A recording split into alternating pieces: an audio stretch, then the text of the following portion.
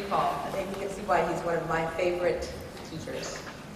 Now, the Roland P. Beatty Award is presented each year to the senior who is named valedictorian in recognition of outstanding service to the college community and for high academic achievement. And it was established in December 1984 by members of his family to honor the memory of Roland Percival Beatty, the University College of Arts and Science class of 1920. The 27th recipient of this prize is Jude Dworaczyk. Woo! Woo! Let's go, Jude!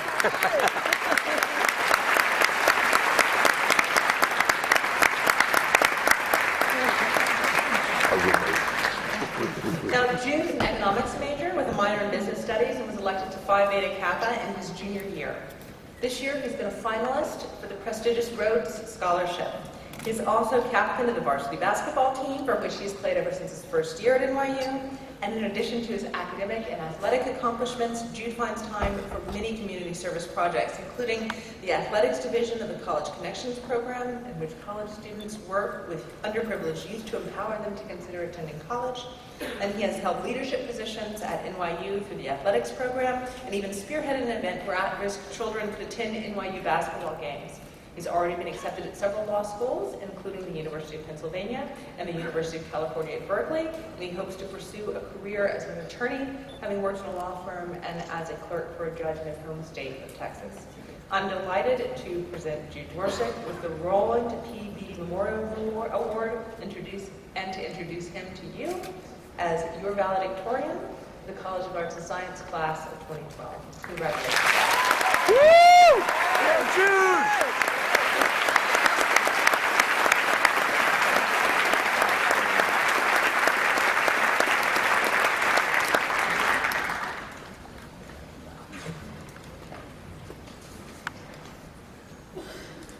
Dean Starr, Dean Cal, first let me congratulate the College of Arts and Science graduating class of 2012, and also thank all of those friends and family, along with faculty, administration, and staff, for making our dream of a college education possible.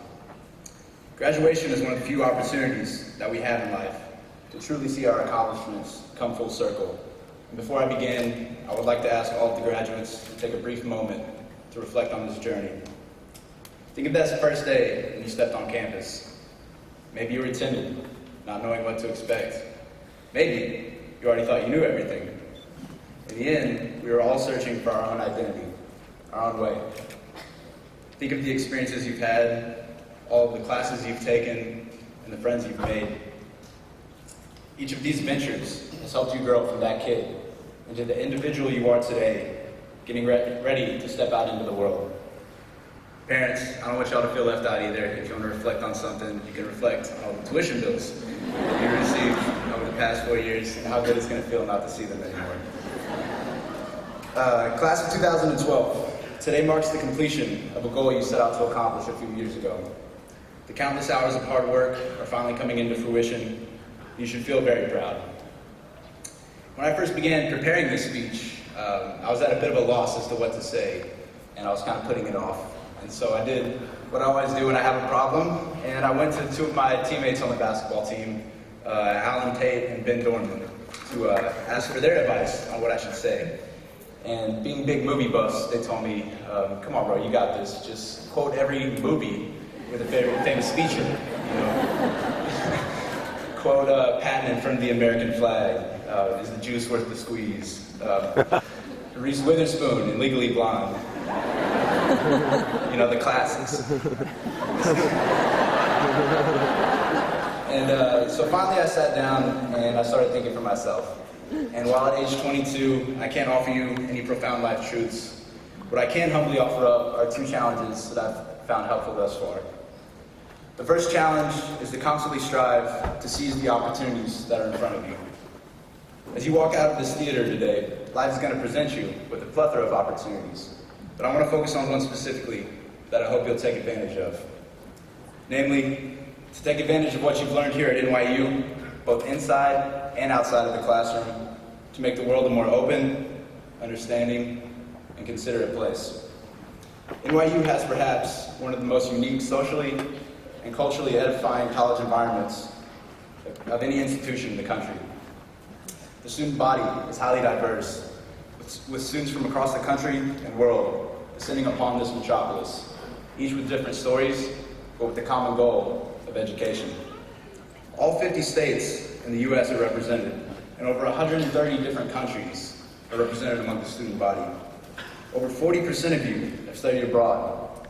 Additionally, NYU's lack of a contained campus has enabled you to live and to interact daily in one of the most vibrant cities in the entire world. Over the past 4 years at NYU and in New York City, you've had the rare opportunity to live, to learn, and to interact with people from virtually every nationality, race, sexual orientation, and ideology. You've had the chance, which many people haven't, to become open to people of every walk of life. As you go on, many of you will stay here in New York City, but many of you will return home to California, to Brazil, Singapore, Italy, to the great state of Texas. Wherever you may be, take advantage of the opportunity you have to use what you've learned here at NYU to make your city, your job, your friends more open and accepting. The final challenge I will offer is to use your abilities to somehow leave the world a better place. In basketball, each player brings something different to the team. As an incoming freshman, I thought what I brought was a nice three-point jump shot. But it turns out so did every other player that screams upstairs. I was a bit out of luck. This year was the first time in 14 years that our varsity team at NYU made it to the NCAA tournament, losing in the second round.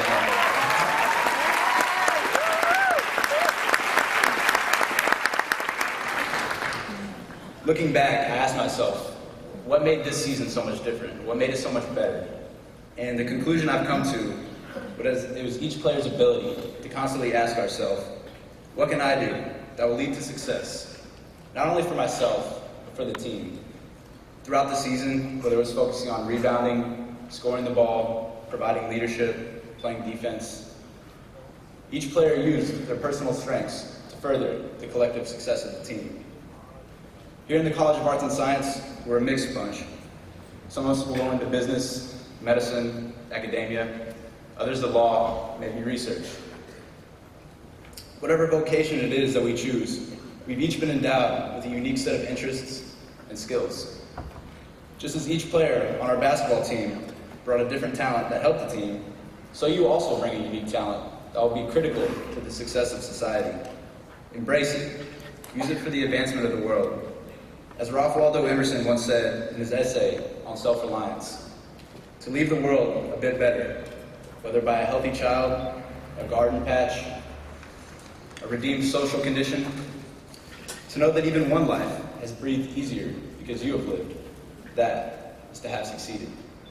As future doctors, lawyers, engineers, parents, occasionally look back and simply ask yourself, is the world better off because of how I'm using my talents? Class of 2012, as a graduate of NYU, you've proven that you not only have the intelligence, but the drive to succeed at the highest level. The world is at your doorstep. Go out, commence. Thank you. Woo!